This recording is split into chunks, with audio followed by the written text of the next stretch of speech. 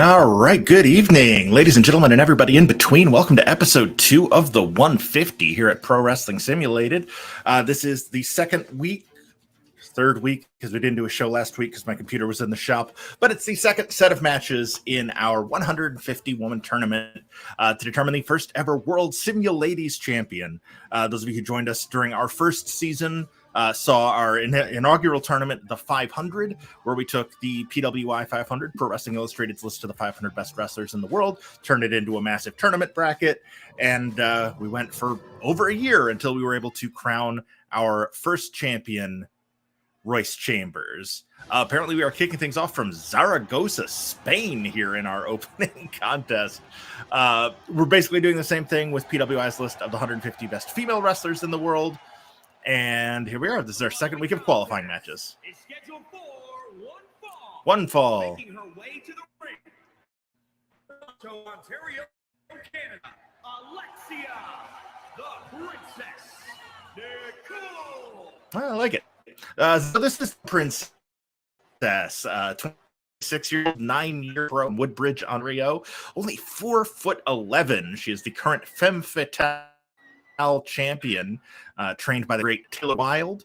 This was her fourth appearance on a PWI list, having missed 2021, but being in the between the 55 and 95 range the 3 previous years. She's a technical style wrestler, but we will see. She's definitely going to be the smaller competitor in this match. She's the 146th seed in our tournament.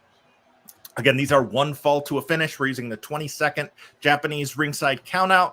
So it's not going to be 10 like you're used to seeing in WWE and AEW. So hopefully these matches will all end in the ring. Episode 1, they all did. I'm expecting more of the same here for episode 2. And it is about time to find her opponent. There's the music starting. Yes? Yeah. These entrances are very long in 2K. But you know what? I'm not mad.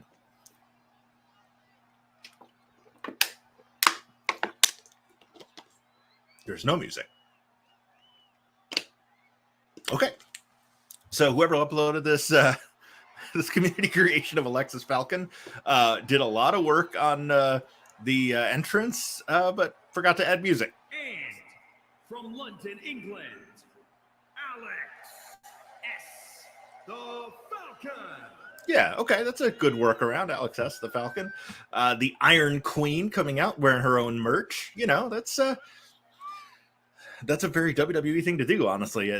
Back in the day, that used to be kind of an indie thing, but that's kind of become the norm over the course of the last couple of decades. So representing her merchandise, which I'm sure you can find at PWTs, Alexis Falcon from Hull in Yorkshire, England, trained by Andy Baker, Sam Bailey, and Nathan Cruz. She is currently the Alpha Omega Wrestling Women's Champion, the TNT Extreme Wrestling Women's Champion, and the Wrestling Resurgence Art House Champion. This was her first time ever on a PWI list. There's the bell, and we are underway. Collar and elbow, Alexia with the whip, sending Falcon into the corner. Now, what's she going for here? Very early for something like this, possibly a diamond dust. No, just choking her out with that dragon sleeper while seated on the top rope. Brutal move by Alexia Nicole. Going for the pin immediately. 1 count only. Alexis Falcon, not surprisingly, able to get up this match. Oh, she's waving her on. She wants her to get up and crowns her with the double axe handle. Now she's going to work over that left arm, driving her knee into the crook of the elbow. Stomps. A little bit about me while we're still here in the early going of our opening contest. I am yours truly, Pat Dooley. I am the creator and co-host. Flying solo tonight. We usually do these on Sunday nights, but I am going to the GCW versus New South Wrestling show tomorrow night. Oh, brutal peel out of the corner there by Alexia Nicole. And then the Jeff Hardy double legs, wishboning Alexis Falcon there. I am on the creative team, and I'm the play-by-play announcer for FXE Wrestling in Hendersonville, Tennessee. Our first show, FXE Crush Live, hasn't been announced yet, but it is coming very, very soon. Expect an announcement. My hunch would be either by the end of this weekend or early in the week. There's still some last-minute arrangements that need to be made before we can fully make that announcement.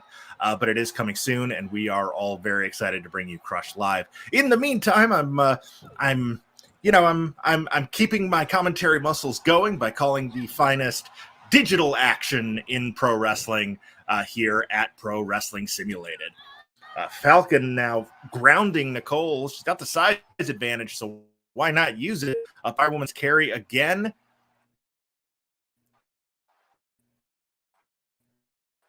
And now into a backpack from a 2-3. That is enough. Alexis Falcon picks up the victory.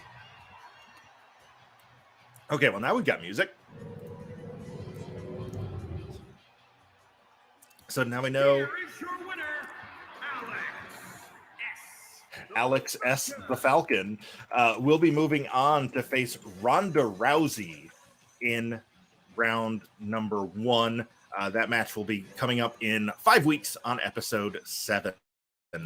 A game round there from Alexia Nicole, but unfortunately, Alexis Falcon, too much for her. 1.5 rating. Hopefully we will be able to top that as the night goes on. That ties it with the lowest rated matches of the tournament thus far. I think the highest we ever got in episode 1 was 3. But that makes sense because qualifying matches, we're not breaking out the big names yet. Go ahead and take that off the screen while I am. The game calls it lackluster, which is a little brutal, but you know what? The WWE universe can be fickle, and apparently they didn't like having 2 women with very similar names going at it there. I think I mentioned this last time. Not a huge fan of the fact that I have to, every single match, change the rules back to how I want them, and I can't just save them. No run-ins, 20-second ring count, medium health. Change the weapons so it's not just chairs and kendo sticks, even though somebody's going to get disqualified if they use anything. But, refs get bumped. It happens. I have to set it back to the arena that the previous match I just did was at. I don't know. One of only a handful of pet peeves I have with 2K22. Overall, it's a pretty solid game. Let's get our second match loaded up here. Yep, we're good. It is loading, but we are going to see Kylie Ray and Eva Lee. This match, Mickey James. That'll also happen on episode 7 with that Falcon match. It's funny. I have had my PS5 for 5-ish months now. No game takes longer to load than 2K. I don't know why that is, but for some reason, every time, it's always this game that takes the longest to get from screen to screen. Oh well, that's just, something we have to get used to, I suppose. Here we go. Now we're in Albany, New York. We're no longer in Zaragoza, Spain. Here comes Smiley Kylie Ray, who you may have recently seen on not 205 Live. What are they calling it now? Main Event. Yeah, she was on Main Event as Brianna Ray, but she is not signed officially. She is still on the independents as Kylie Ray. The following contest is scheduled for one fall. Making her way to the ring from Chicago, Illinois, Carrie Ray. Close enough. Kylie Ray here, trained by Booker T, a 6-year pro, only 30 years old. Made her PWI list debut 2 years ago in 2020 when she was the number 78 ranked woman in the world. I'm sorry, I take that back. She was number 19 in 2020 on the women's list, number 78 on the overall on the PWI 500. So she was in the 500. We saw her in our first tournament, beating Kaito Kiyomiya in round 1. before being eliminated by Kushida in round number. Here comes her La Sicaria, the Huntress, the Anti-Diva, the baddest bitch in the building, Ivelisse. She is former Lucha Underground Trios champion, the current Shine Wrestling champion, one of the biggest stars in independent women's wrestling. From San Juan, Puerto Rico, Ivelisse.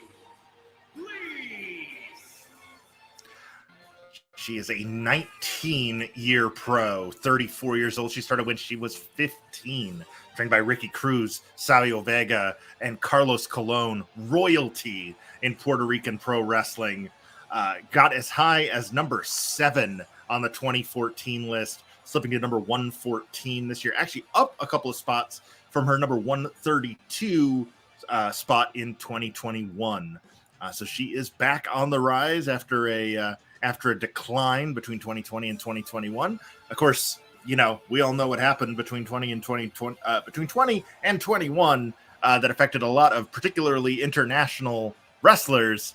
So not a surprise that there was a bit of a dip for Ivelisse. But like I said, she is on the come up, and you can bet she's looking to take out some of those frustrations on Smiley Kylie.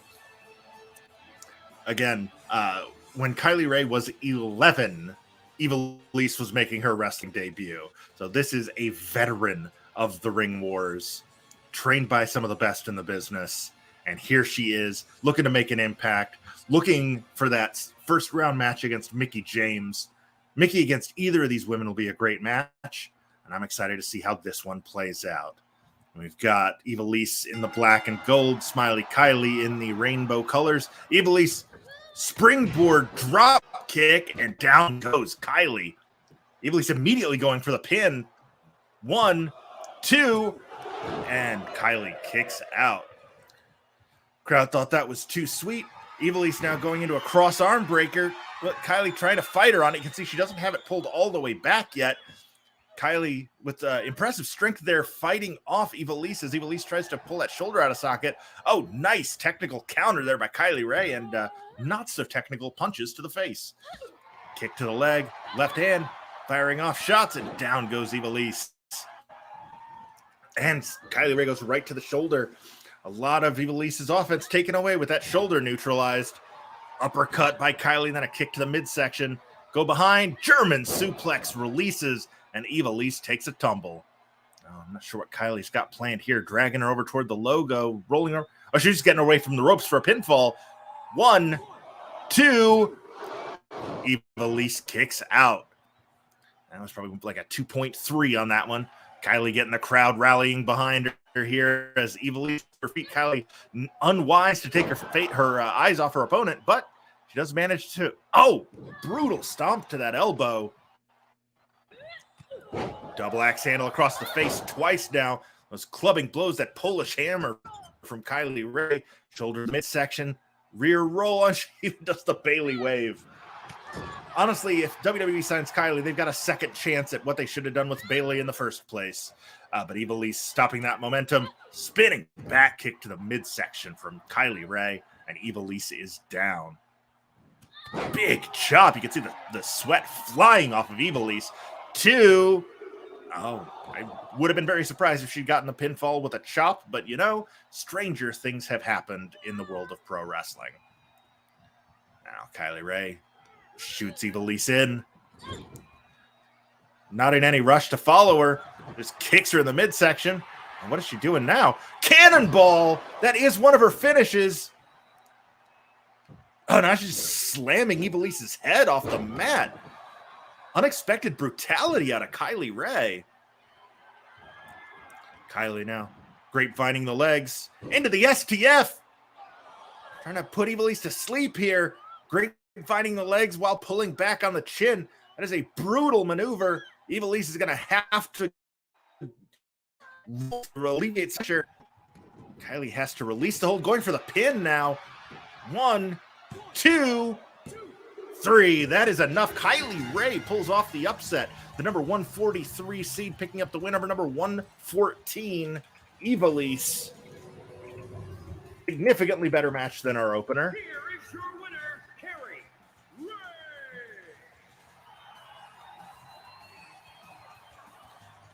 So that is our second tournament match. Yes, on the first episode, Chris Statlander beat Hanan by pinfall after having held her in the Lion Tamer. And this one, Kylie Rae uses an STF to get the pinfall win. 2.5-star rating, an improvement over the previous matches, 1.5. So things are looking up as the show rolls on. Nice match out of Kylie Rae and Ivelisse. Kylie Rae moving on to a showdown with Mickie James in round number 1. That is going to happen on episode 7 of this show. So what's going to wind up happening in the future rounds here? So I'm going to adjust my camera just a little bit so I don't have quite as much headroom. Oh, and you saw my microphone up here just for a second. Sorry, it's playing the Usos music. I'm getting down a little bit. So future episodes.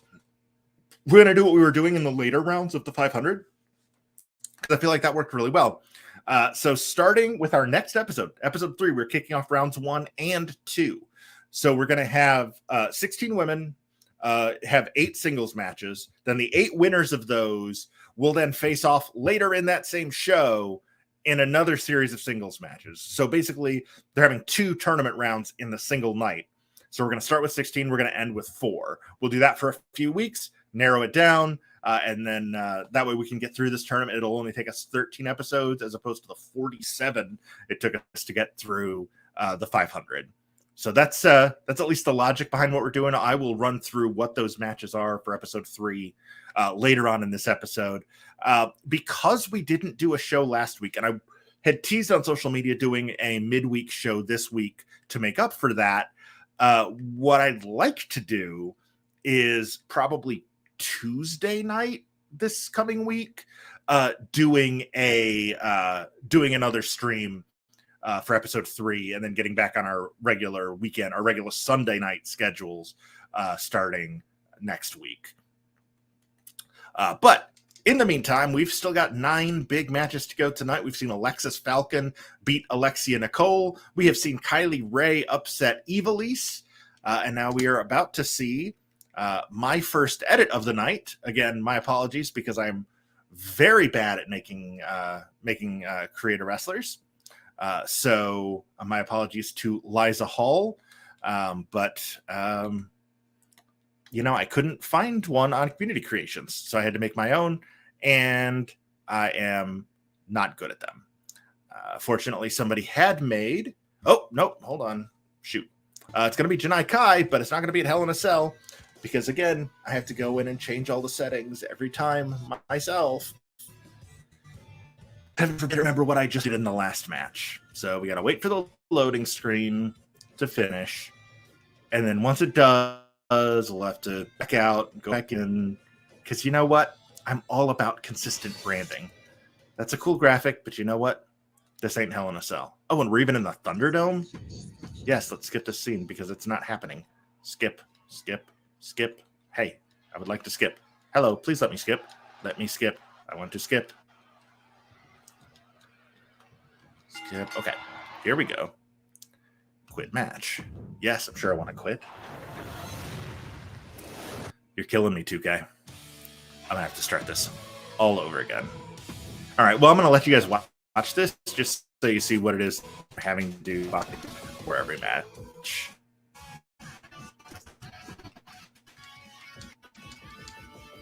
Oops. I'm too far.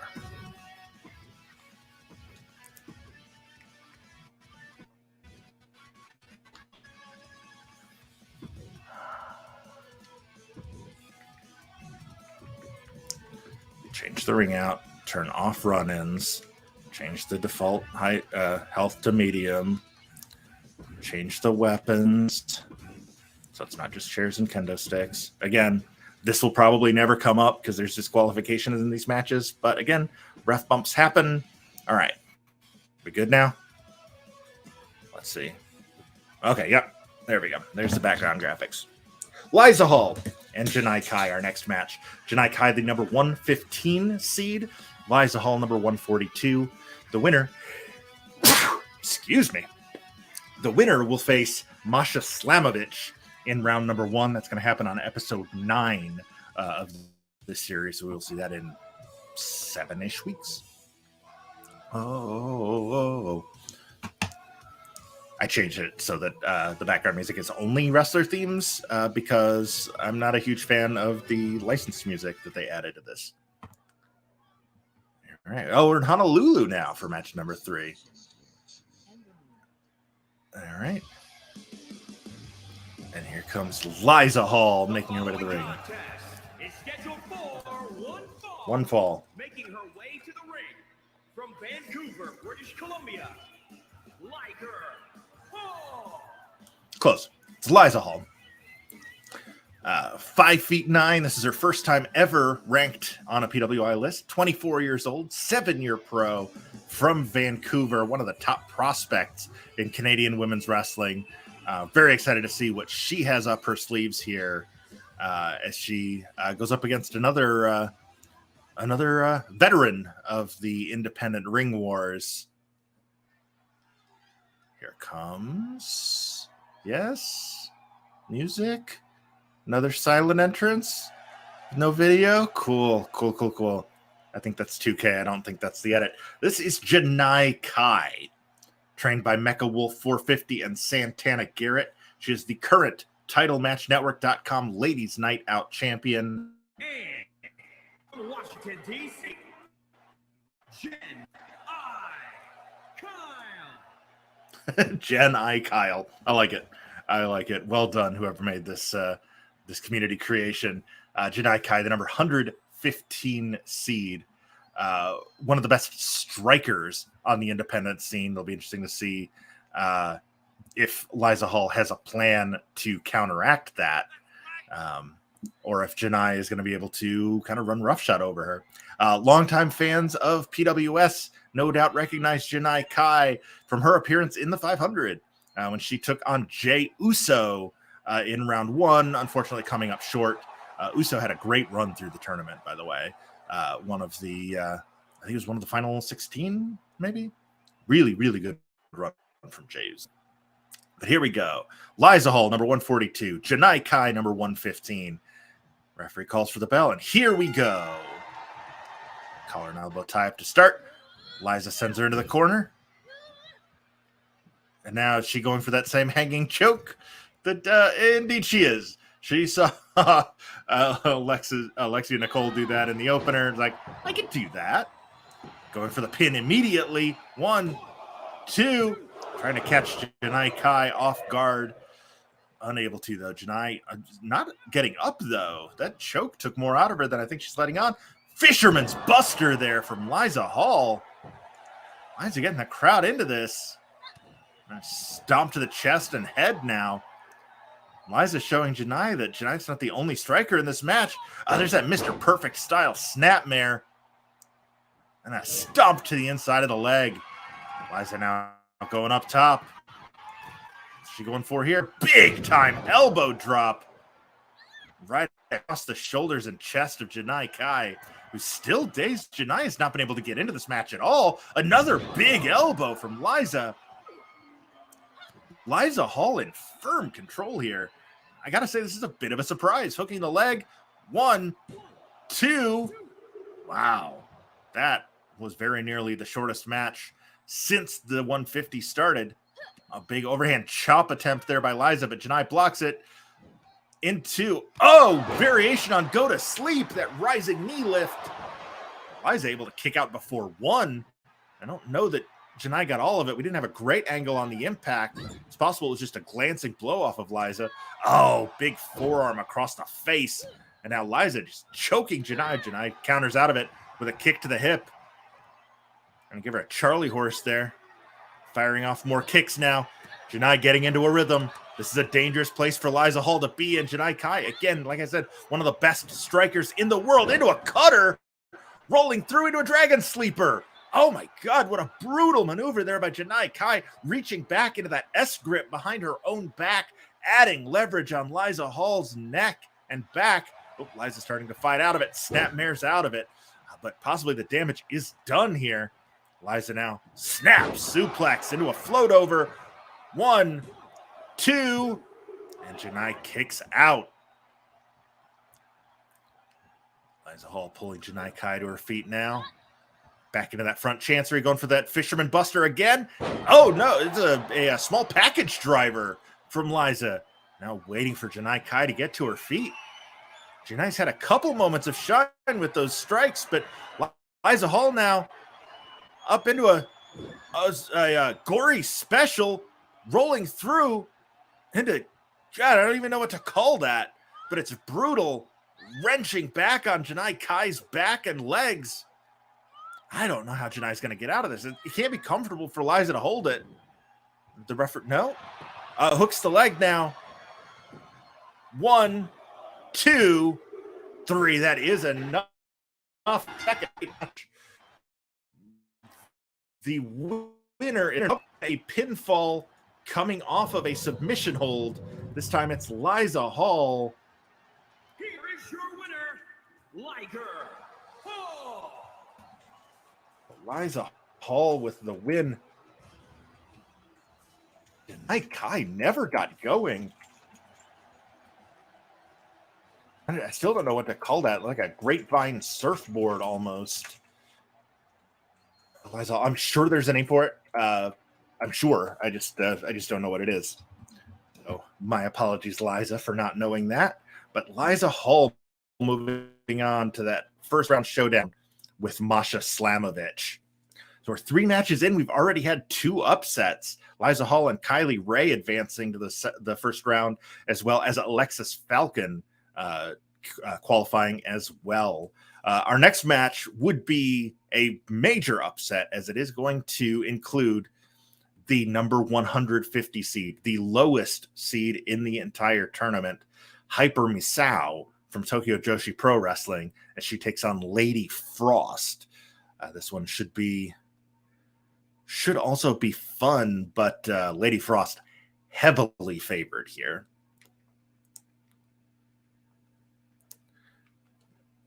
All right. All that's on. Okay. Now I just got to add the wrestlers. And that is one thing I miss about doing this in Fire Pro is it just doesn't take as long to do stuff. All right, but here we go.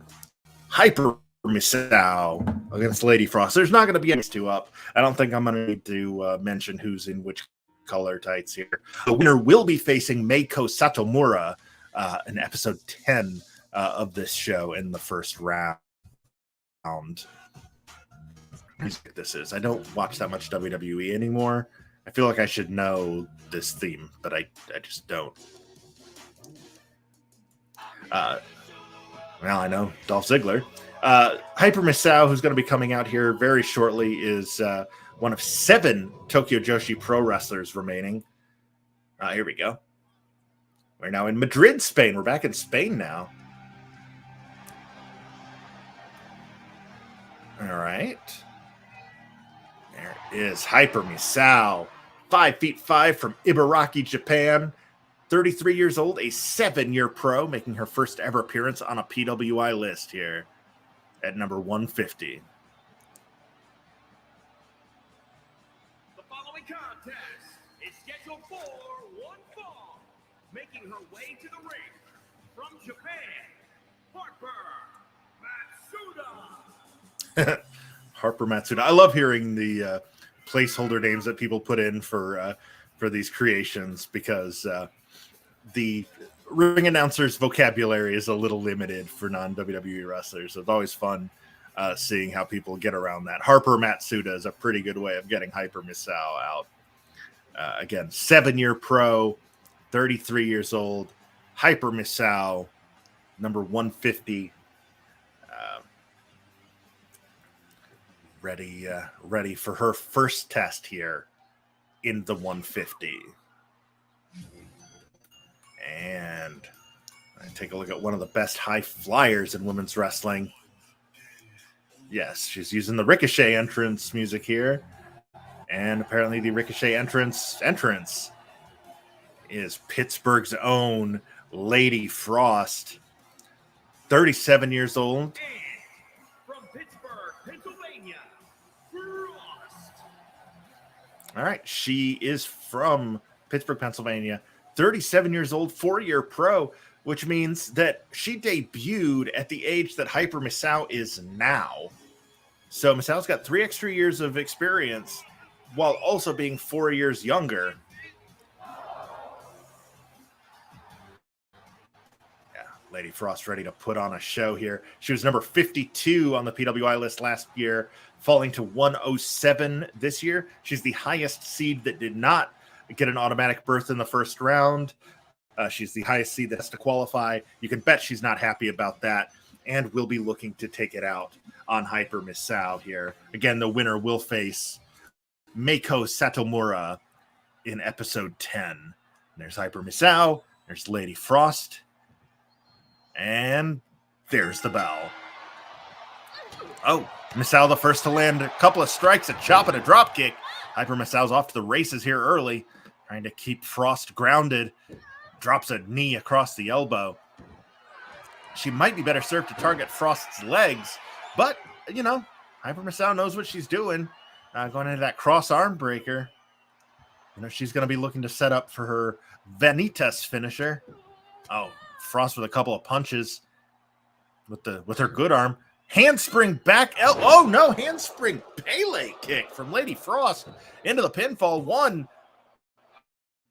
And Misao kicks out at 1 here in the early going.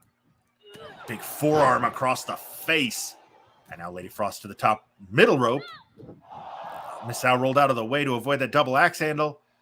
A butterfly suplex driving Lady Frost down. And again, targeting the arm.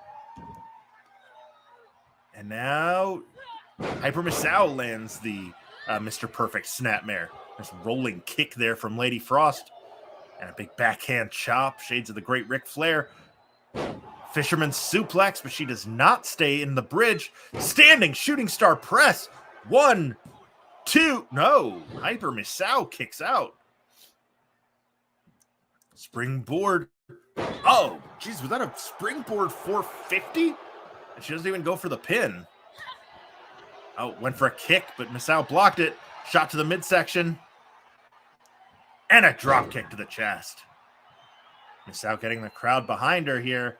The hero protecting love and peace. Now we're back to the arm of Lady Frost. Well, not sure what she's doing here. Dragging her away. She's setting up for a top rope move, or she's just getting her away from the ropes? Just getting her away from the ropes. 1, 2.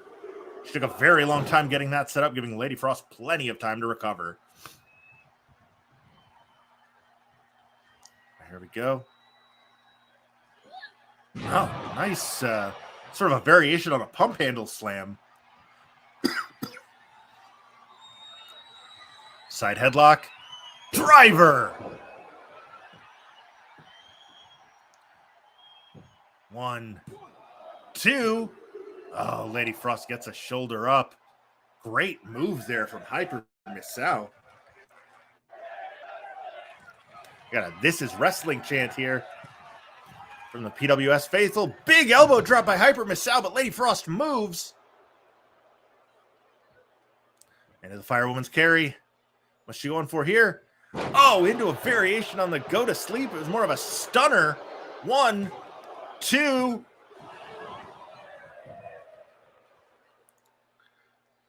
right, we are already at 3 stars for this one. What's Lady Frost going for? Oh, Misao takes her back, but Frost fires off an elbow. Looks like they got a little lost. They're trying to figure out which of each of them was going to do next. What's Hyper Misao going for now? Oh, is she going for that hanging choke? She is. 4 matches, 3 hanging chokes. And Lady Frost is in real danger here. Hyper Misao has been in full control for most of this match, despite being the underdog. 1, 2. But she's her own worst enemy. Every time she starts to get some momentum, she just takes too long to go for the cover, which, you know, you can't give Lady Frost time like that to get out of something. So here's the shots to the midsection now from Hyper Misao, sending Lady Frost up against the ropes. And now just a series of forearms to the back, and down goes Lady Frost. Mizou pulling. No, Frost fires off an elbow. Now Lady Frost again with that fisherman suplex, this time with the bridge. One count only on the fisherman suplex. You got to wonder if the work that Hyper Mizou's been doing on Lady Frost's arms prevented Lady Frost from holding that pinfall long. Oh my God, that kick to the face definitely didn't need an arm. But now Lady Frost taking some revenge, going after Mizou's arm the same way she's been going after Frost's. I mentioned earlier in the match, it might have been a smarter move for Hyper Mizou to go after Lady Frost. Was Lady Frost going for the people's elbow? The people's moonsault hooks the leg. 1, 2. Oh, Hyper Mizou kicks out. Lady Frost not happy about it. I mentioned earlier in the match that Hyper Mizou might be better served. Oh my God, Trouble in Paradise spinning kick from Lady Frost. Mizou might be better served to go after Lady Frost's legs to prevent those high-flying maneuvers instead of the arms. But she did save herself on that fisherman suplex because of it. So big belly-to-belly suplex from Hyper Mizou. Now pulling Lady Frost to her feet. Going for that variation on the pump handle again. Now hooking the leg. 1, 2, 3. Hyper Mizou pulls off our third set, which means that she will now be the one. Mako Satomura on episode 10 of the show. Harper Matsuda. Sorry, as I'm the only one here, I'm also the only one updating all of our information. But a huge upset. Hyper Mizou beating Lady Frost. 3.5 rating, I believe, is the best match of the tournament so far. It is, and I would agree with that. I think that was the most exciting match we've had so far. She did win it with that double underhook, or no, it wasn't really a double underhook so much as it was a, what was I calling it? A pump handle suplex, we'll call it. And Hyper Mizou moves on to a showdown with Mako Satomura. And I move on to setting up our next match. Let it not be said that Pat Dooley does not know how to transition in between segments. Unfortunately, I now have to go through the whole thing again, setting it in the right arena. Turning on the 20 count outside the ring. Turning off run-ins. Setting the health to medium. Updating the weapons. If anybody out there knows of a way to customize this part of it so that it's always the same, please let me know. I'd be very happy to learn a shortcut to get out of that.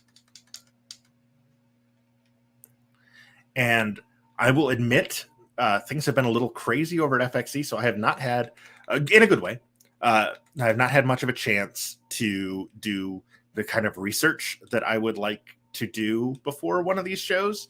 I always try to come in really well informed. I'm a little well informed this time. Unfortunately, I don't know the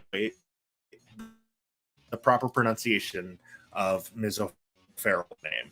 I'm probably Lou. If that's not right, let me know in the comments here. But Lou O'Farrell, the number 147 seed in our tournament, a 15-year pro from Quebec, in the ring against Skye Blue, only 23 years old, 5-year pro from New York City. There's a hurricane coming. There is. Everybody get down. Any second now. Here we go. All right.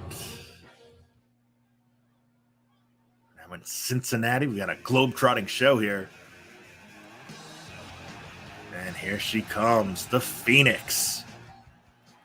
Trained by Psychopath from Promptonville, Quebec. One fall. Making her way to the ring from the Queen City, Lou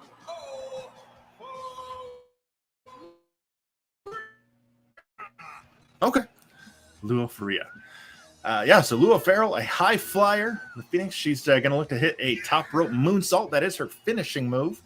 She is the Fédération Canadienne de Lutte Women's Champion. She's also the North Shore Pro Wrestling Junior Heavyweight Champion. So one of the more decorated women wrestlers in Canada is hoping to make an impact here as the number 147 seed, hoping to keep the train of upsets rolling. We've had 3 in a row. Alexis Falcon beat Alexia Nicole as was expected, but Kylie Ray, Liza Hall, and Hyper Misao upsetting Eva Lise, Janai Kai, and Lady Frost in their subsequent matches. We'll see if Lou O'Farrell can do more of the same. And from Chicago, Illinois, Spike. Here comes Skye Blue.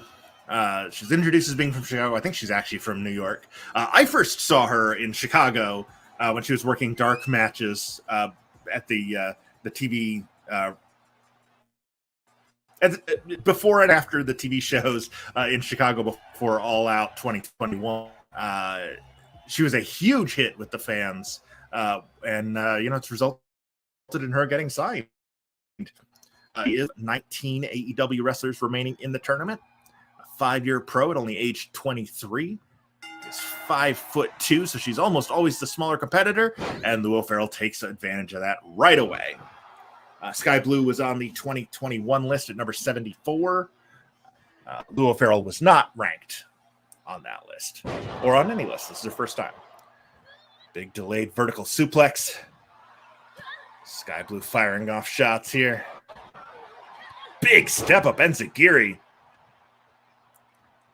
O'Farrell now with the working the arm there. And that's a nice little bit of chain wrestling there from Skye Blue to keep the larger competitor grounded, going right into a figure 4. Big time figure 4. As she bridges into it, like immediately going for one of the most brutal moves in women's wrestling at figure 8. Oh, but Lou able to, it's still early in the match, able to fight her way out of it. Lucky break there for, I mean, not lucky, it was skill, but fortunate for Lou O'Farrell to get out of that. Big belly-to-belly suplex. Now she's working the arm. The exact same sequence to twist Skye Blue's arm. Now she's great finding the leg. Oh, House of Pain! That's Charlie Haas's old finisher. I haven't seen that in a long time. Beautiful submission hold by Lou O'Farrell.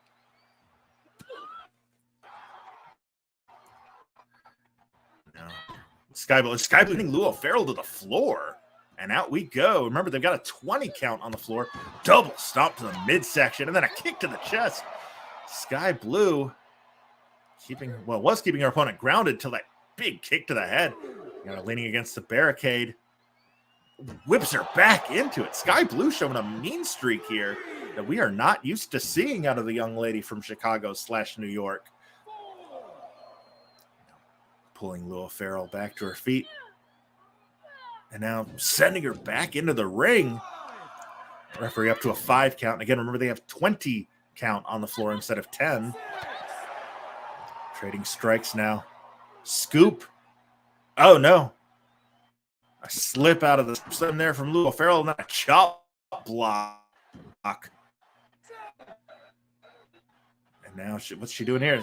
Just tried to send her into the steps, but Skye Blue slammed on the brakes. Lou O'Farrell back in the ring. Skye Blue right behind her. Sends Blue into the corner. The Phoenix sends Blue back into the corner. Now putting her on the top rope. What's she going for here? Oh, just a shot to the back, and Skye Blue takes a tumble. And now O'Farrell is all over her. Oh, Fujiwara armbar. Lucky break for Skye Blue that she's in the ropes. Now again, twisting that shoulder. O'Farrell rolls her over, going back. Nope, just a grapevine on the leg. Thought she might have been thinking figure 8 again, but no, just grapevining the left leg of Skye Blue, keeping her on the mat. Skye kicks her in the face, though. Both women back to their feet now. Blue sends O'Farrell into the corner. Nope, O'Farrell slams on the brakes. And Skye Blue, veteran move hanging back, but walks into a discus punch. O'Farrell now to the top rope. What's she going for here? Oh, she's turning around. She's going for that moonsault. And she hits it. That's her finish. 1, 2. Oh, Skye Blue kicks out of the moonsault. O'Farrell can't believe it. Crowd really getting into this one. Our second straight match with a This Is Wrestling chant. Now sending Skye Blue into the corner. Kick to the midsection. Now going pendulum drop kick right into the chest. And Skye Blue is stunned. O'Farrell back to the top. Now she's going for the moonsault again. And she hits it. 1, 2, 3. 3 straight upsets here. Qualifying match. Skye Blue is out at the hands of Lou O'Farrell.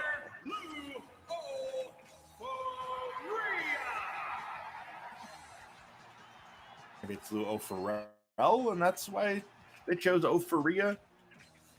But either way, the number 110 seed, Skye Blue, is out. Number 147, Lou O'Farrell, moving on.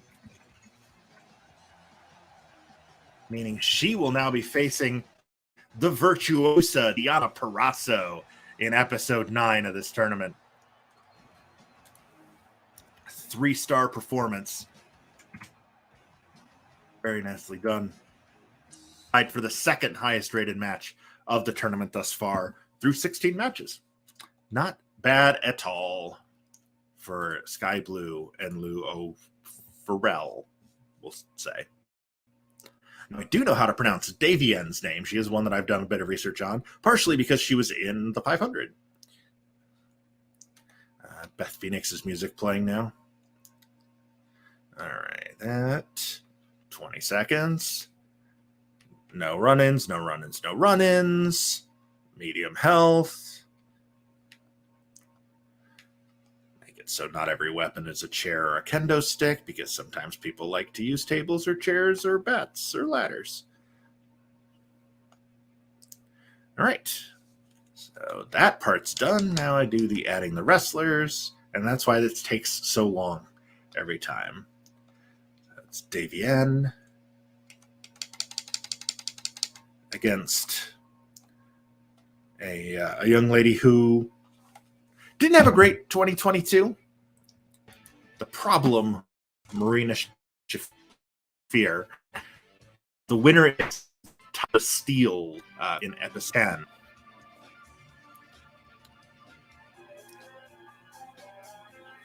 I do like Beth Phoenix's music. Pretty catchy.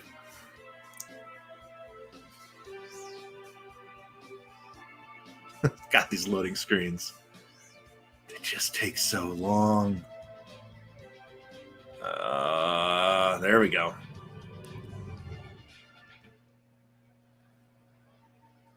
All right, and first up, we're going to get a look. Oh, I like this entrance. Here's Davienne, the 9-year pro, 28 years old. One fall. Making her way to the ring from the United States of America, Davienne. Hey, nicely done, Davienne. America's sweetheart, the gatekeeper, 5 feet tall. She was in the 500. She lost to Billy Dixon in round 1 of that. This is her 3rd straight year on the PWI top female list. She was number 81 in 2020, number 88 in 2021, falling to 139 for 2022. She was also in the PWI 500 in 2021 and 2022, numbers 324 and 356, respectively. Now her opponent, also not getting music. From Bucharest, Romania, Marina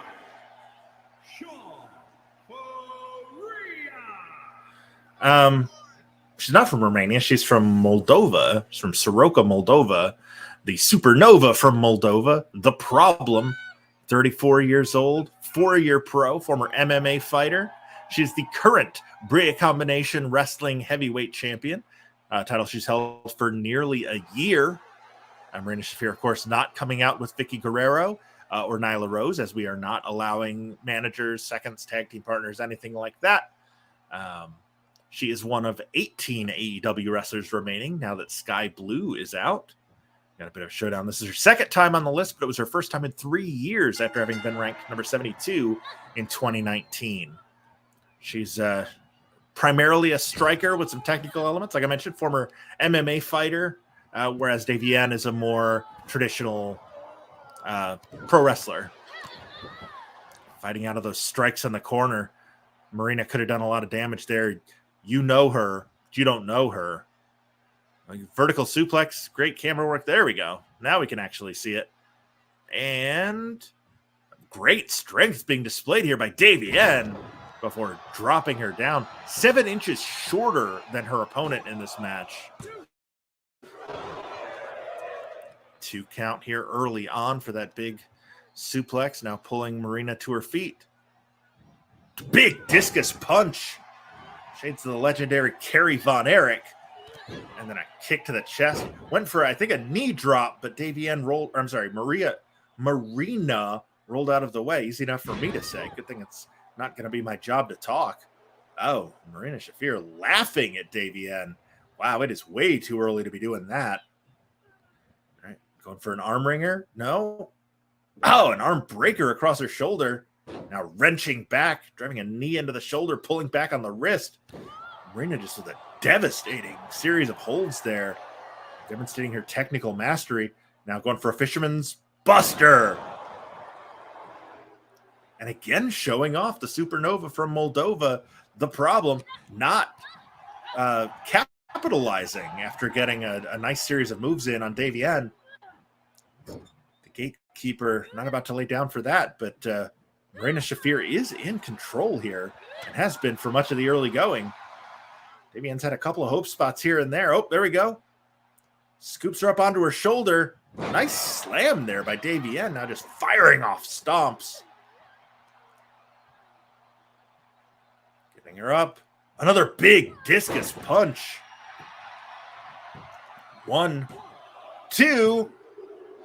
2 count only.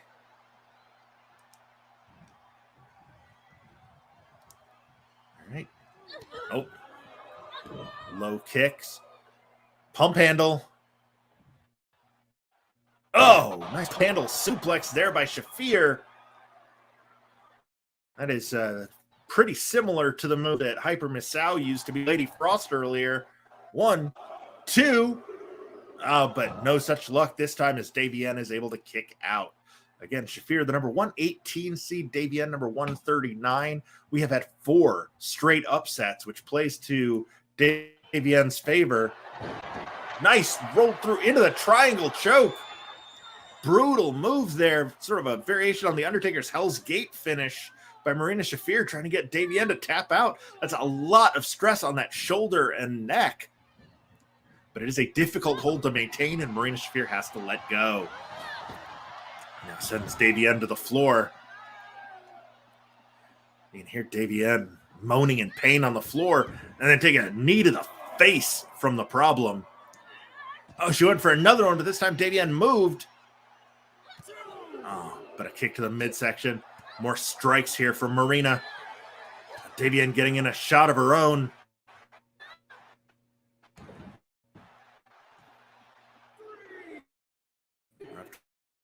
To a 3 count now. Davienne going for. She just got a powerbomb around the concrete floor right in front of the announce table here. Punch to the midsection, then to the jaw. There's a series of rights and lefts here from Davienne. Davienne has had enough of Marina Shafir. What is she doing? She's got her up on the barricade, and then a kick to the head. Where's the referee's count right now? Thank you, referee. Oh, setting her knees first into the ring steps. Davienne looked like she was in real trouble out there on the floor, but has turned things around into her favor. She has probably still taken more damage throughout the course of the match. I don't know why she just broke the referee's count there, but I guess she's not done dishing out damage. Backbreaker. Right here across the knee. This one, did I just lose connection? I just lost connection. There we go. All right, we're back. Gorilla press slam there from Davienne. Shades of the Ultimate Warrior, dropping her face first. Again, just tossing her to the mat.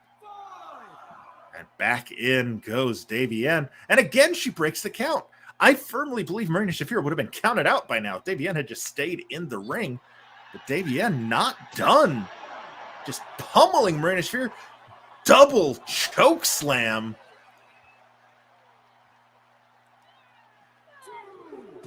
Sending her into the ring steps again. America's sweetheart, Davienne here. Again, breaks the referee's count to go back to the floor. Oh, Davienne blocks the punch. I'm sorry, Marina blocks Davienne's punch and is now back in control. Oh, man, hubris. Thy name is Davienne. Sorry. 44 ounces of ice-cold water. Thanks, Sonic. Marina Shafir back into the ring. And unlike Davienne, is just going to wait it out. Going to the corner to Makar. No! Diving elbow to the floor! My God, Marina Shafir is a mad woman. The supernova from Moldova. This is just... I may have to turn this into a false count anywhere if they ever have a rematch. Shafir with that armbar. For now. Again with the armbar. Davienne should have stayed in the ring and let Marina Shafir get counted out. But now Marina Shafir firmly back in control. Back in the ring. Again, referee will count to 20 before counting Davienne out of the match. And the count gets reset again. All right. Oh, thank God. Oh, thank God. Thank you, Marina. I do know you. Oh, but she walks right into a sky-high powerbomb. 1, 2, 3. Oh, my God. Did not see that being the finish. Oh, wow. Wow.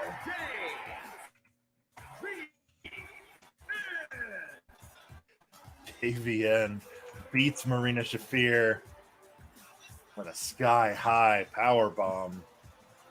Shades of the legendary D'Lo Brown. Legendary. I love D'Lo. I think he was great. He deserved better than what he got. But Davienne, 3-star match, hitting the sky high. That one got rough for a little while there when they were on the floor. I'm glad they were able to get it back in the ring and wrap things up.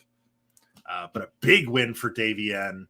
That sets up a round 1 match with her and Tasha Steelz. We will see that match in episode 10. We've still got 5 more big matches to go, but we're about to take a little 5-minute intermission just to get up, stretch your legs, get more water if you need it. Whatever you need to settle back in for 5 more big matches. When we come back, Dakota Kai against Charlie Morgan, Savannah Summers against Natalia Markova, Tay Melo against Max the Impaler, Mina Shirakawa against Takumi Iroha, and our main event, Io Skye and Iva Kolaski. Don't go anywhere. You won't want to miss a second of this. We will be right back.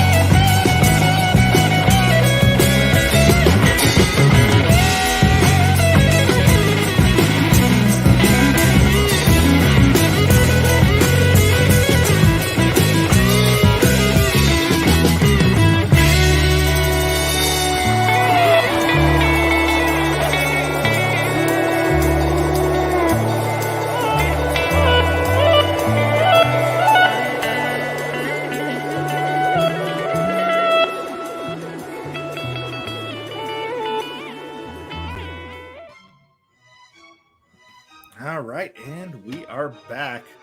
Some pretty epic music here. I miss this for Imperium. Like the Volta music or Gunta music is great, but it's not the same. Just not the same. So we've got Charlie Morgan and Dakota Kai in our next match. The winner will face Taya Valkyrie coming up in episode 8. We are in Buffalo now, apparently. Starting things off here with Charlie Morgan, 30 years old, 11-year pro from Cambridge, England. Is scheduled for One fall. Making her way to the ring from Birmingham, England, Charlie Morgan. Charlie Morgan trained by the great Knight family, including Saraya from AEW, Saraya Knight, Ricky Knight, Danny Collins. Basically, that whole family helped train Charlie Morgan 11 years ago when she first broke into the industry. This was her first appearance on a PWI list since she was number 27 in 2018. But now here comes her opponent. 1/3 of Damage Control. One of 24 WWE wrestlers remaining. 1/2 of the WWE Women's Tag Team Champions.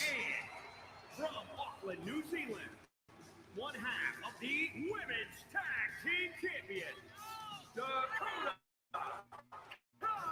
Her EOC will be in action in our main event.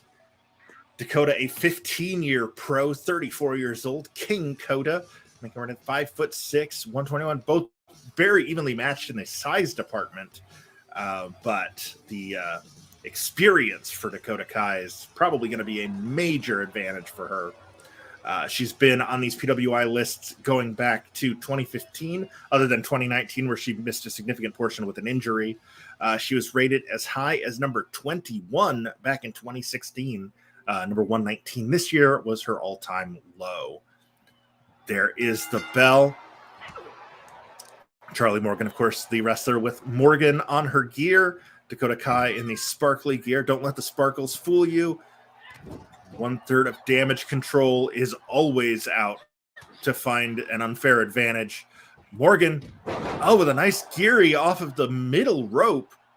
Nice springboard. Unusual move there from Charlie Morgan. Sort of catching Dakota off guard and tugging on the shoulder there. Well, tugging on the wrist, which then puts torque on the shoulder. Now with a neck scissor there. And just driving a forearm to the face.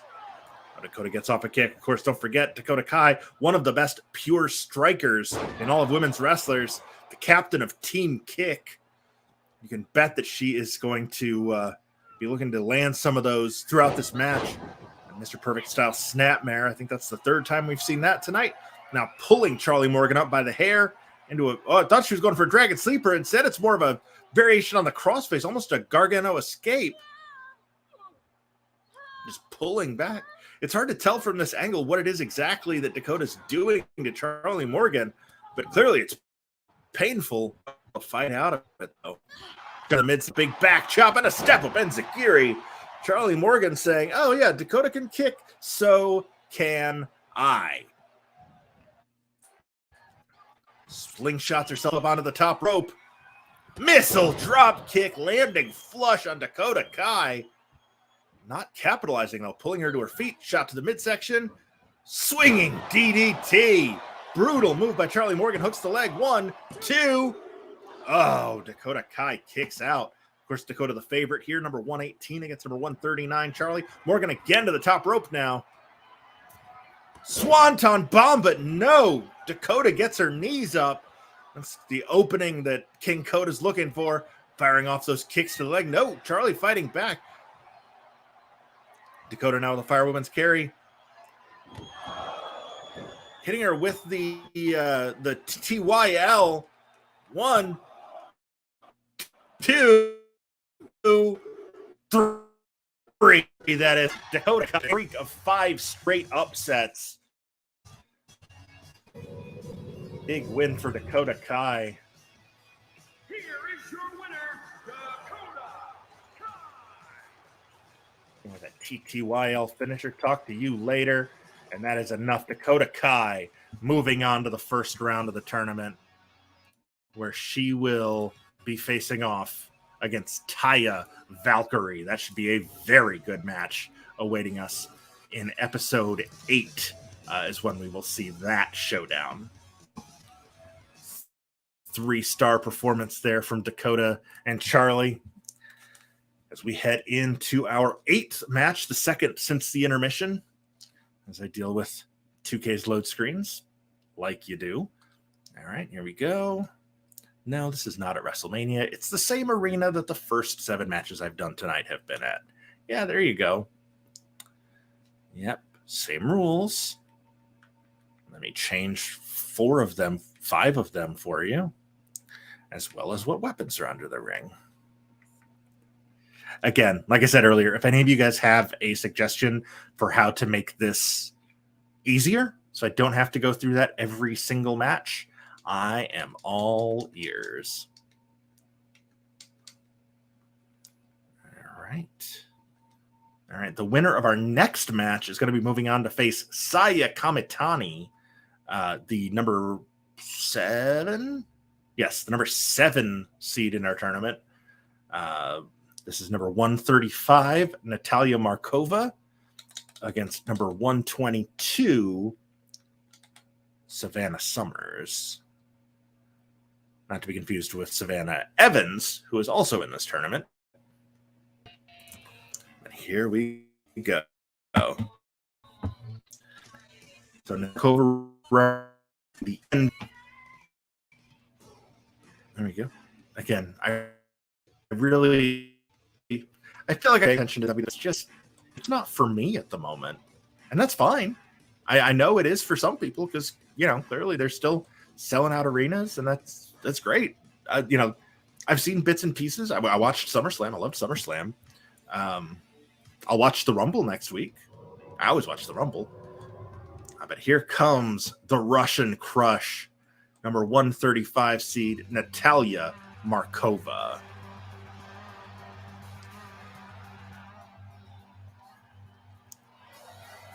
There she is.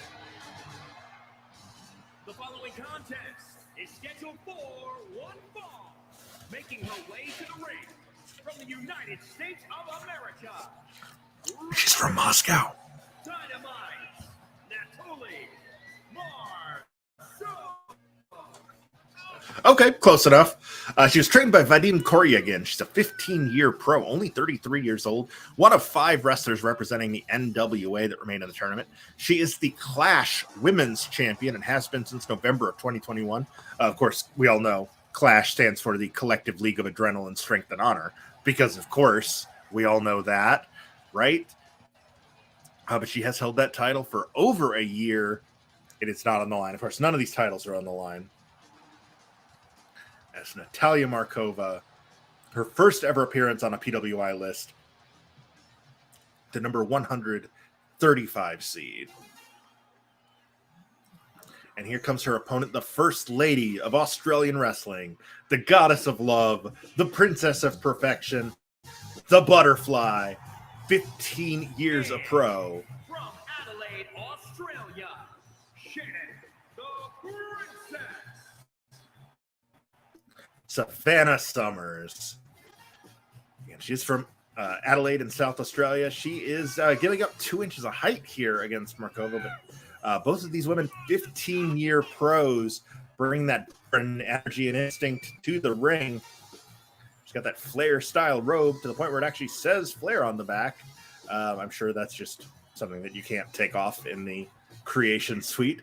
But as we mentioned, Natalia is the current Clash Women's Champion. Savannah Summers is the Warzone Wrestling Australia Women's Champion, the Riot City Wrestling Women's Champion, and the Power Slam Wrestling Women's Champion. She has held those titles for various lengths of time. The Warzone Wrestling title she has held since 2019. She's a high flyer and a powerhouse. Markova, more of an all-rounder.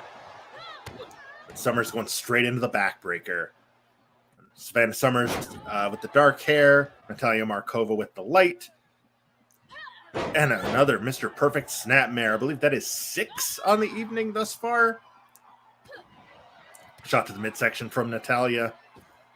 Springboard fly forearm. Nicely done there by Natalia Markova. Again, Saya Kamatani, a winner of this match, coming up in round number 1. These are, of course, qualifying matches in the 150, the largest simulated women's wrestling tournament of all time. We had 11 women qualify on our first episode. We have had 7 thus far. We've got, including this match, 4 more to go before we have our field of 128 for the first round of the tournament. So Savannah pulling Natalia Markova to her feet, sending her up and over the top rope, and Markova takes a nasty tumble. The referee holding Savannah Summers back. I don't quite understand the logic there, and then just letting her go because he's a wrestling referee, I guess. Oh my God. Brutal move there by Markova, now stomping on the inside of the knee. I'm hoping we don't have a repeat of Marina Shafir and Davienne happening here with them spending the entire match on the floor, but I guess we will see. Markova in control currently with Savannah down. Now raining down just left hands and a stomp. Pulling her to her feet. Stomp to the back. Another. And a kick. Oh my God, just kicking her in the face. Natalya brutalizing Savannah here on the floor. Now wrenching back. Again, hard to tell from this camera angle. Trust me, it wasn't my choice to hire Kevin Dunn to do production here, but here we are. Markova sending Savannah Summers right into the ring steps. Savannah Summers is down and dazed while Markova taunting her in the ring. Referees count up to 7. Again, they have a 20 count to get back in the ring. Natalia Markova doing the smart thing, letting Savannah just stay out there. Natalia's got a chance to catch her breath, pump herself up a little bit, and she's waiting for Savannah when she returns to the ring. But now Savannah firing back, whips her into the corner.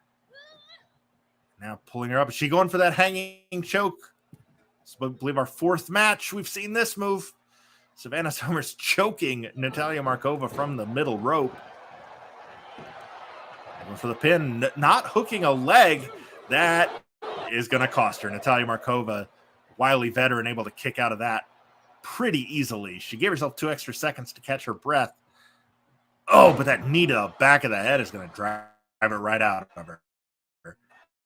Savannah Summers. Wow, just stomping on her face. And now Savannah into that crossface. Pulling back.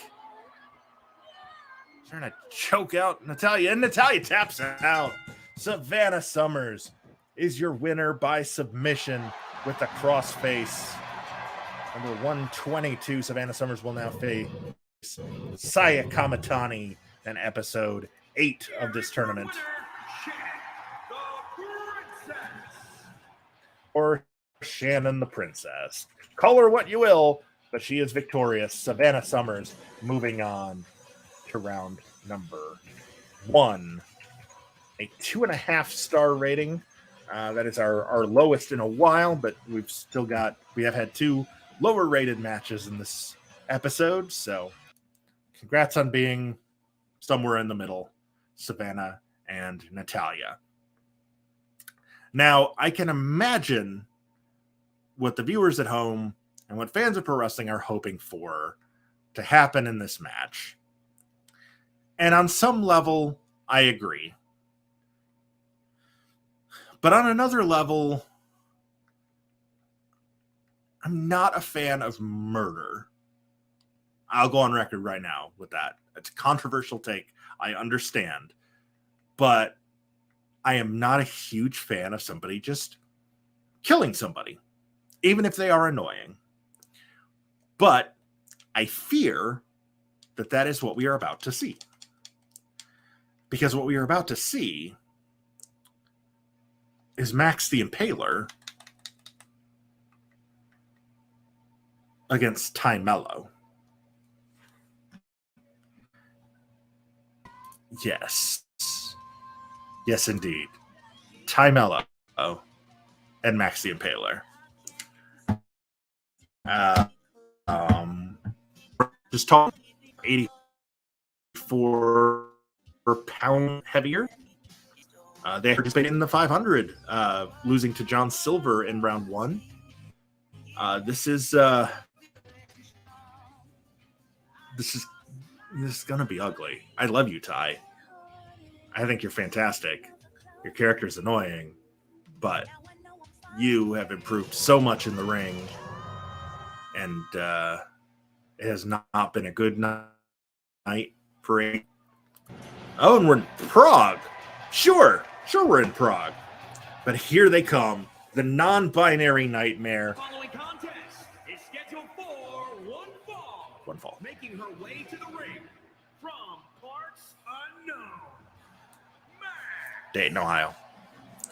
Max, the non-binary nightmare, the 6 feet meat mountain, the Impaler, the warlord of the wasteland, a 4-year pro since graduating from the Ohio Pro Wrestling Academy, the Pro Wrestling 01 USA Women's Champion, the Tokyo Joshi Pro Princess Tag Team Champion with Heidi Howitzer. They just won those titles 2 weeks ago. Again, mentioned they were in the 2021 PWI 500. They were also in the 2022 PWI 500. And this is their 3rd year in the PWI women's list, slipping a spot. Rio de Janeiro, Brazil, Tay Melo. And Tay Melo.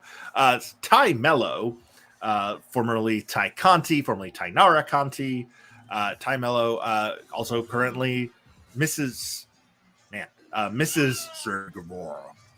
Coming to the ring, she's one of 17 AEW wrestlers remaining. We started the night with 19, but both Skye Blue and Marina Shafir lost their matches.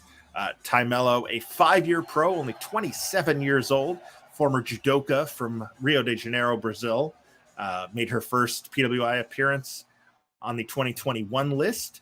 Slipped quite a bit. She was trained by Sarah Amato at the WWE Performance Center, and then Dustin Rhodes after coming to AEW, which is why we've seen so much improvement from her over the last 5 years. I remember when she first showed up in NXT, I thought, wow, that Brazilian lady looks a lot like Grace Helbig. And now, whenever on the rare occasion Grace shows up in something, like, wow, Grace Helbig looks like Tay Melo. Tay going to the corner on Max here. Nice, deep, flying arm drag by Melo. Shades of her husband. Of course, they, up until fairly recently, were AAA mixed tag team champions. They did recently lose those titles. And she is beltless at the moment. Whereas Max has 2, as we mentioned before. A couple of knees, big knees, while Max is wrapped up in the ropes. Now, Tay, what's she going for here? Big boot sends Max to the floor. Max, one of the most dominant wrestlers on the independent scene in any division. It's an elbow across the spine. Tay being very smart here, keeping her opponent grounded. Oh, wrenching back, trying to dislocate the shoulder. Of course, Tay knows that Max has her beat. Again, I mentioned 8-inch height advantage. 84-pound weight advantage, and just a size and strength. Oh, taking her down with that belly to back suplex. Max now in control, sending Tay into the barricade. She's gonna do it again. Up into the Firewoman's carry. She's gonna dump her back. No, hot shotting her off the ring apron. That's the hardest part of the ring. There's less power, just a straight right hand. And now scoops her up. Belly to belly overhead suplex by Max. They pull Melo to her feet and back into the ring. Max and out of the... Oh, Max is showing off. I thought they were thinking about a dive to the floor. But no, Tay from behind. Oh! Stun gunning Max across the top turnbuckle. Max immediately back on the offensive. Run Tay into the corner.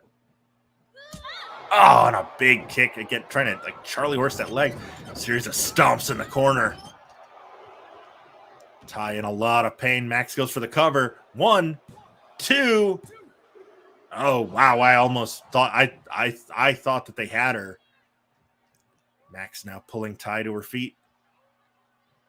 Went for a shot to the throat, but Melo reverses, going for the leg. Dragon screw leg whip. Melo, again, doing the smart thing, keeping Max grounded. Went for the big kick. Max ducks. I'm looking for an Alabama slam here. Oh, brutal move by Max. Tay has more than held her own in this match. I think we all kind of expected Max to dominate here, but Melo definitely putting that training from Sarah Amato and Dustin Rhodes to good use. Got the wrist tied up into another deep arm drag. Max is in some pain here. I don't know what Tay's doing. Cross arm breaker. That is a brutal move, and Max trying to fight out of it. Melo pulling back again here. Max writhing in pain as tries to pull that arm out of its socket. Oh, a neck breaker into a sort of variation on the go to sleep. 1, 2, 3. That does it. Tahoe was the higher seed, so statistically not an upset. But I gotta say, the way she controlled Max, a bit of a surprise. Yes, Tay Melo. Thank you, ring announcer. Neck breaker stunner is what I'll call that, because 2K doesn't tell me what the moves are like Fire Pro does. Now Tay going to the top rope to celebrate. Big win for Tay Melo to set up a showdown. No, I'm sorry, Tay. I gotta say it. You got Bianca Belair in round 1 now. A 2-star encounter there between Tay and Max. That is tied for our second lowest rated match of the evening, but that's all right. You need a little bit of a come down, I suppose. But yeah, Tay Melo and Bianca Belair are coming up on episode 7 of this very show. We got 2 more matches to go. Let me get this next one set up here. She did have her all tied up. Indeed. Yes, that's I would say that, and now in fact I have. Welcome to the chat, Andy. Always a pleasure to see you around, popping in on our Facebook live feed. It's kind of hard to keep track of the head count on these when we're on 3 different platforms at a time.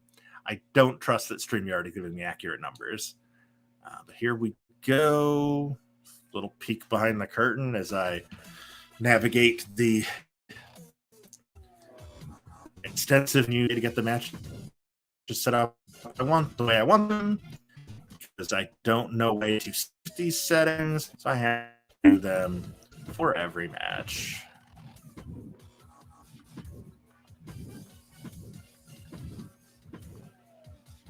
All right, now we pick our wrestlers. And we start with, Takumi Iroha and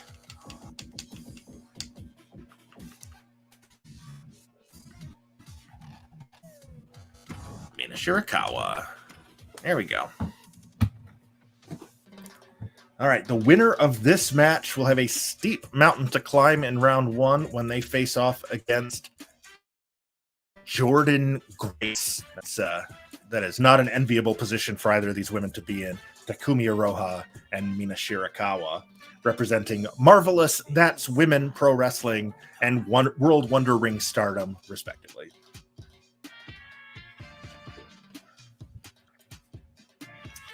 Loading screens, loading screens. There we go. Andy, can you actually hear the game, or are you just hearing me? Ooh, Pontiac, Michigan. That's not far from where I grew up. It's like an hour and a half, maybe 2 hours. All right, here comes Takumi Iroha, 9-year pro, 30 years of age. The contest is scheduled for one fall. Making her way to the ring from Kyoto, Japan, Tama Carey. Yeah, okay. She's trained by Fuka and Chigusa Nagayo. Wow. You can hear the game. Okay, good. I know we had troubles with that when we were doing Fire Pro, but I have It always sounds great in my headset. I just wanted to make sure it translated. Thank you. So there's Takumi Iroha, 5'7", 159 pounds, making her first ever appearance on a PWI list. So, of course, her first ever appearance in one of our tournaments. And here comes her opponent. Oh, by the way, Iroha, the only wrestler from Marvelous in the tournament. Sure. Minor Shirley Kaiva making her way to the ring. That is actually Mina Shirakawa from Tokyo, Japan, fighting H-Cup Gravure wrestler, one of 15 wrestlers representing World Wonder Ring stardom. I'll get that right one of these episodes. Giving up 5 inches of height to Iroha, but has a leverage advantage in the upper body that Takumi does not. Minor surely is illegal in most states. In fact, if I remember right, I think that's what Matt Gaetz is in trouble for. But I have not been following that story super closely. And there's the bell. Iroha with the red hair, Shirakawa with the pinkish, and Iroha with the early advantage here. Going for a backbreaker? Yes, indeed. And now just stretching her across the knee. That's not great for Shirakawa or for Iroha's knees. Worse for Shirakawa's spine. Firing down with those punches. Also, I should probably put Andy's quote up on the screen there because my reply to him makes no sense out of context. If somebody made an out-of-context PWS Twitter account, that would almost certainly be on it. Shirakawa just standing on Iroha's chest. Again, the winner will face Jordan Grace in a few weeks as part of the official kickoff of the tournament in round 1. Nice slam there from Iroha. Firing down punches. Referee just kind of standing there. I'm pretty sure she's using closed fists, but referee couldn't care less. Iroha pointing at her. See, that's who I'm punching. That right there. That's my punch lady. Okay, you want me to do more punching? Okay, here's more punches. Pulling Shirakawa to her feet. And just continuing to punch her. And then a blue thunder bomb. I always thought that a jobber named Blue Underbomb would be fun. But that's a very, very niche joke. But if anybody would get it, it'd be wrestling fans, right? Knee to the elbow there from Iroha. Went for a drop kick, but Shirakawa rolled out of the way. Now what's she going for? Ducks the line into an edge-o-matic. Oh, look like she's going to rain down some punches on the side of Iroha's head, but Iroha got out of it. Trying to get the crowd pumped up. Goes for the pin. Hooks the leg. 2 count. A New Japan wrestler named Larry Otto would be great. That is an excellent idea. We've actually got a doc going, those of us on the FXE creative team, of potential names for enhancement talent. Okay, Iroha bit off more than she could chew there, going for a diving knee drop, but Shirakawa was too far away. But yeah, I may have to add Larry Otto to that list if you're all right with that. Alongside Blue Thunderbomb, Noah Peel. I was pretty proud of Dom O'Trepy. That's one that I liked a lot. And I was pulling back. That I always struggle to remember what the difference is. Which one's a surfboard and which one is a bow and arrow? I think that one's a surfboard. Oh, nice move by Iroha to roll out onto her feet. Just showing off with the Beth Phoenix pose there. And then just punching Shirakawa in the face. Side Russian leg sweep, indeed. Hooks the leg. 1, 2. Oh, man. Shirakawa kicks out. Now pulling her to her feet. Going for a fisherman's buster. Fisherwoman's buster, I guess. Buster in Shirakawa's case. Iroha. Pop-up powerbomb. Oh, pop-up sit-out powerbomb. It's like a pop-up Batista bomb. 2, 3. Takumi Iroha. That is the running 3, I am told. That is her finisher. Running 3, Takumi Iroha pulls off yet another upset here. We were on a streak there. Sure, Tamakari. That's the same thing. Beating Mina Shirakawa with her running 3 finisher. 3 stars. Tied for second best match of the night. Yugo, Glenn Coco. And, well, there's been enough talk. Time for the main event. You know what? I should have left it on screen because then we could listen to Rhea Ripley's theme with me. This is my brutality! Yes, I know. I know it is your brutality. Yes, I heard you the first 7 times. We will see Rhea, of course, later on in this tournament because I love her, but also because she's one of the top 150 women in the world and will be in the tournament. All right, but our main event is only the second match of the night where both of the women involved are signed. A lot of independent wrestlers today on tonight's stream. But here we go for I have a Kolaski. This is her brutality. I know. Mark Henry said there's been enough talking. Let's leave it that second. It reminds me of that Simpsons where Homer joins the Navy and the Admiral goes up. It's like, I'm a man of few words. Any questions? I've always wanted to find a way to work that into a wrestling promo. I may feed that to one of the wrestlers at some point. There's been enough talk and then just walk away. So, admittedly, I don't watch much WXW. I know it's on the network, or I'm sorry, Peacock. But I have a Kolaski, one of the top women wrestlers there. Only a 3-year pro, a graduate of the HCW dojo. She is from Hungary. I would love to try to attempt pronouncing her name. Let's see if the game knows it. One fall.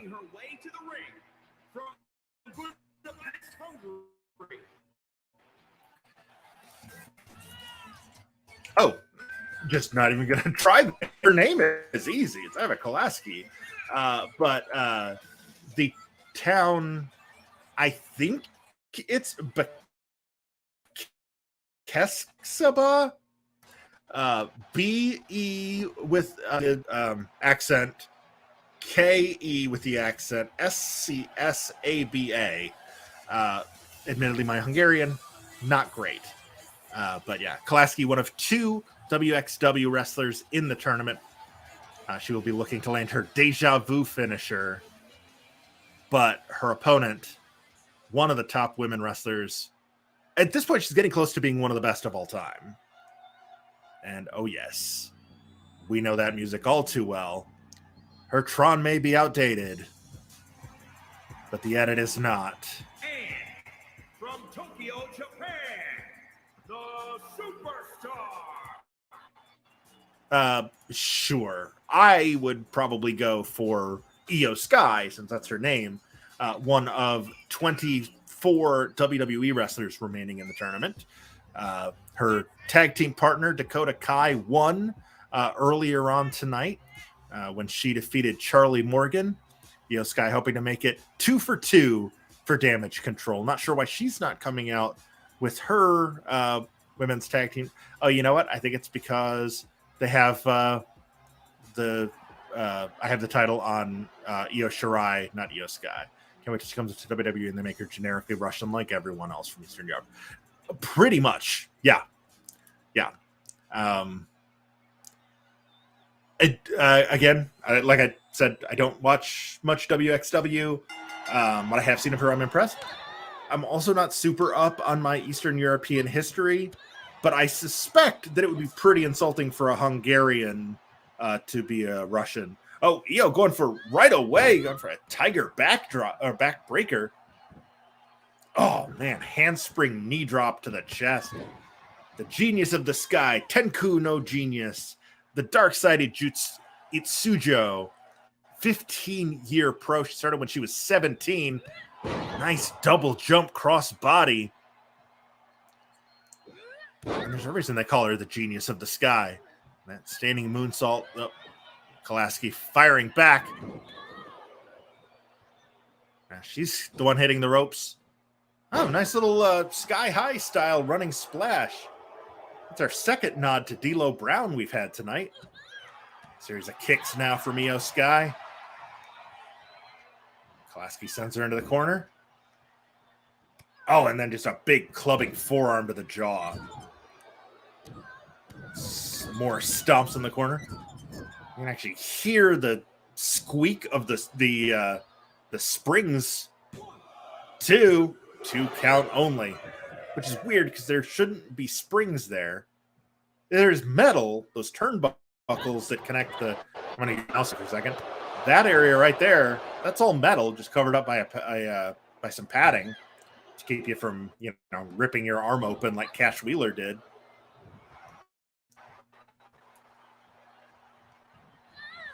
Woo! I bet you get your sorry ass out on the street. D'Lo's great, man. I mean, earlier on when Davienne won her match with a Sky High, I was all about it. So I would not just a load in this one. Really, where is that spring sound effect supposed to be coming from? Oh, sort of a variation on the. It is the tarantula under the over the Io. Skye in firm control here, whipping Kolaski's head off the mat, and then just stomping on her shoulder. She didn't need to do that, but she just felt like it. Face. Kolaski's in trouble. I think she might have just tapped out with her elbow, but the ref apparently not counting that, which is good because Kolaski was able to roll out of it. Kolaski, the number 131 seed in there with Io Skye, number 126. 1, 2. Oh, I thought Skye was holding the bottom rope there, wasn't she? It really looked to me like she was holding the bottom rope. Here is your winner. And again, no announcement for her name because whoever made this creation didn't. Am I crazy, or did Io just not have like a grip on the bottom rope? Huh. Well, that's a very WWE way to end the show. I'll be totally honest, I didn't even see what move Iva used to win the match because I was so distracted by the fact that the ref was still counting.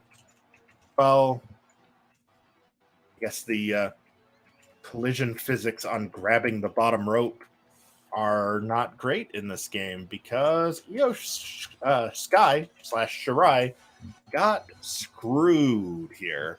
Let's check the highlight reel and see if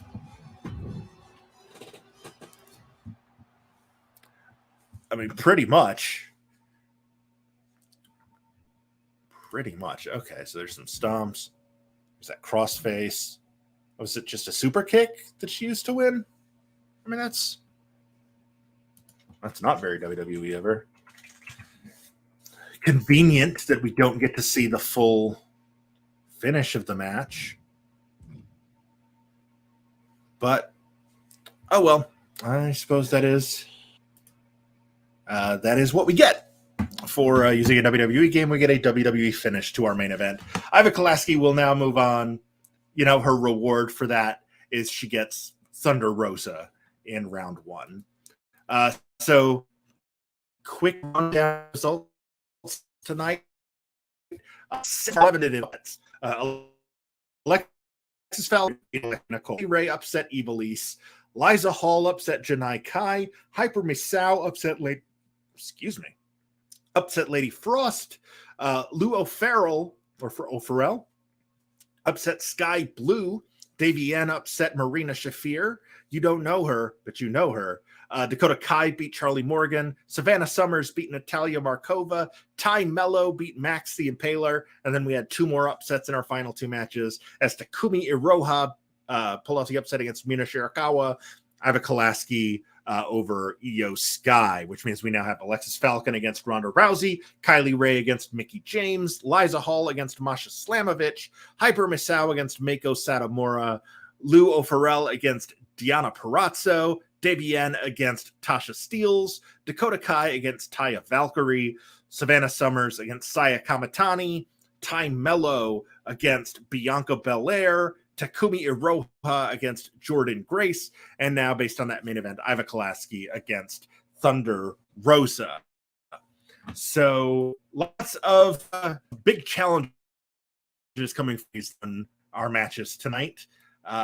On tentatively on Tuesday of this week, I'm going to try to do another stream to make up for not doing one last week to get us back on the track of doing one of these a week. So I think Tuesday night, we're going to see rounds 1 and 2 kick off. We will see Shuri, the number 1 overall seed, against Debbie Keitel, who we already saw beat Makoto in our first episode of qualifying matches. This is one I'm really excited for. Jamie Hayter and Hikaru Shida will go one-on-one. The winners of those 2 matches will face off. Princesa Suchit from CMLL will take on Dewdrop. Hyen will take on Layla Gray. The winners of those 2 matches will meet up. AZM will face Kanji, who we saw qualify by beating Jocelyn Navarro on a previous episode. So AZM and Kanji, JC Jane against Kylin King. The winners of those 2 matches will face off. Liv Morgan will take on Danny Moe, who qualified by upsetting Red Velvet. So Morgan against Danny Moe, and Gigi Dolan against Natalia. The winners of those 2 matches will face off. So we'll have 8 first-round matches and then 4 second-round matches. So by the end, we will have 4 of the final 32 wrestlers in the tournament already determined. We'll do that for 8 weeks, and then we'll start to whittle it down. Also, starting not this week, but next week, the Tuesday night stream that we're doing this week for this show, for the 150, starting on the 31st, if everything goes according to plan, will become the new night for our new tournament, the 100, which is going to be a tag team tournament in Fire Pro. I have not yet figured out what I'm going to do about the fact that the Briscoe brothers are the number 3 seed. My instinct is to keep them in. Feel it would be weird if they were eliminated, or if Mark had to pick a different partner. We can just say, this was recorded ahead of time. I don't know, whatever. I mean, it's also simulated, so it may only matter to me. But I want to be respectful. So we'll see. We'll cross that bridge when we get to it. I don't think I think they're not on until like episode 4 of that show. So I have plenty of time to come up with something, right? The current plan is to have both these tournaments running essentially, sort of in parallel to each other. Tuesdays for the 150, Sundays for the 150, Tuesdays for the 100, and then have both tournaments come to an end on WrestleMania weekend and crown both the first ever World Simu Ladies Champion and the first World Simu Tag Champions to go alongside the first World Simu Weight Champion, Royce Chambers, who will be defending that title that night. I am leaning toward for that show having a Rumble on the undercard where the basically take the top 29 wrestlers from the 2022 list that weren't on the 2021 list, have the 29 of them plus why am I blanking on his name? The guy who was never technically eliminated from the 500. Why can't I think of his name? Japanese wrestler. went to a double count out with Miro, and then was in a triple threat with Miro and somebody else. And then Miro pinned the other guy, Masaaki Mochizuki. That's what I'm trying to think of. So my goal is WrestleMania weekend to do the quarters, semis, and finals of the women's tournament, the semis and final of the tag tournament, a rumble to crown a number one contender, and then Royce Chambers defending the title against that winner. That's the plan. Of course, this is pro wrestling. And as I am learning firsthand through my experiences as a new creative member of a wrestling promotion trying to get its first show off the ground, that card is very much subject to change. So we will find out more about that in the coming weeks. I will keep everybody posted on the social media. Until then, hopefully I will see you all on Tuesday. Thanks so much for watching. And now go out and, watch more wrestling.